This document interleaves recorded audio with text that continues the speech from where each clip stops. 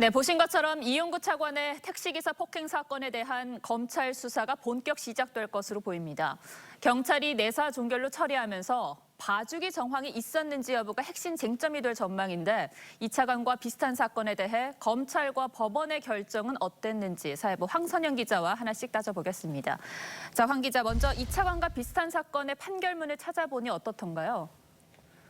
네, 우선 지난 4월 서울 강남에서 일어난 사건입니다. 예. 택시기사가 손님을 깨우려고 정차했는데 손님이 다리로 기사의 목을 졸랐습니다. 법원은 손님에게 벌금 300만 원을 선고했습니다. 또 지난해 9월에는 정차한 택시에서 내린 뒤 운전석 문을 열고 택시기사를 끌어내려 바닥에 넘어뜨린 가해자가 있었는데요. 예. 징역 1년 6월에 집행유예 2년형이 나왔습니다. 두 사례 모두 차가 멈췄고 피해자와 합의를 했지만 법원이 특가법을 적용했던 건데요. 다만 위 두 사례는 택시기사에게 가한 폭행의 수위가 이 차관의 사례보단 높았습니다. 예, 모두 정차된 택시였고 또 합의를 했다는 점이 이 차관 사례와 비슷하군요. 자, 지금 이 차관 사건에서는 특가법의 적용 여부에 운행 중이었느냐 이게 주요 쟁점인데 앞에 사례를 보니까 정차한 택시를 운행 중으로 봤군요. 네, 법원은 택시가 정차된 상태라도 곧 다시 움직이기 위해 일시적으로 멈춘 상황이었기 때문에 운행 중으로 해석했습니다. 네. 네, 버스로 따지면 정류소에 차가 잠시 멈춘 것과 마찬가지라는 건데요.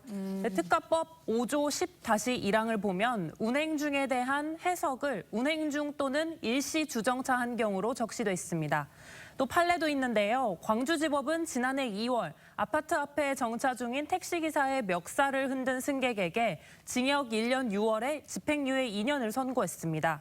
또 법원은 택시가 또다시 운행해 나갈 계획이 있었던 이상 피해자가 운행을 종료할 의사였다고 볼 수 없다며 운행 중으로 판단했습니다. 자, 그럼 반대로 비슷한 상황인데도 법원이 운행 중으로 판단하지 않은 경우도 있었습니까?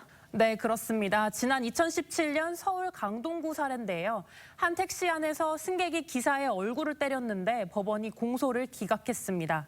폭행이 일어난 시점이 목적지 도착 이후라서 운행 종료 상태로 판단한 겁니다. 예. 또 지난 2016년 광주에선 운전자가 운행 중에 폭행당했다고 주장했지만 정차 중에 당했다는 주장만 인정돼서 특가법이 적용 안 된 사례도 있었습니다. 자, 또 한 가지 택시가 정차한 장소도 논란이던데 이거는 왜 중요한 겁니까? 네, 판례를 보면 공중의 교통안전과 질서를 저해할 우려가 없는 곳에서 계속적인 운행 의사 없이 차량을 주정차한 경우엔 운행 중으로 보지 않았는데요. 이 차관이 탔던 택시가 단지 안에 멈춰섰는지 또 단지 안이라고 해도 교통 질서를 저해할 우려가 없었는지 여부도 검찰이 종합적으로 판단해야 할 부분입니다. 자, 이렇게 법리 적용이 복잡한 만큼 일단 폭행이 확인이 됐고 또 특가법 적용이 가능한 상황이라면 최소한 정식 수사를 했어야 하지 않느냐 이런 비판이 나오는 거죠. 네, 검찰이 앞으로 당시 상황에 대해 실체적 진실을 어느 정도 파악해낼지 지켜봐야 경찰이 봐주기 수사를 한 건지 아닌지를 알 수 있을 것 같습니다. 네, 황 기자 잘 들었습니다.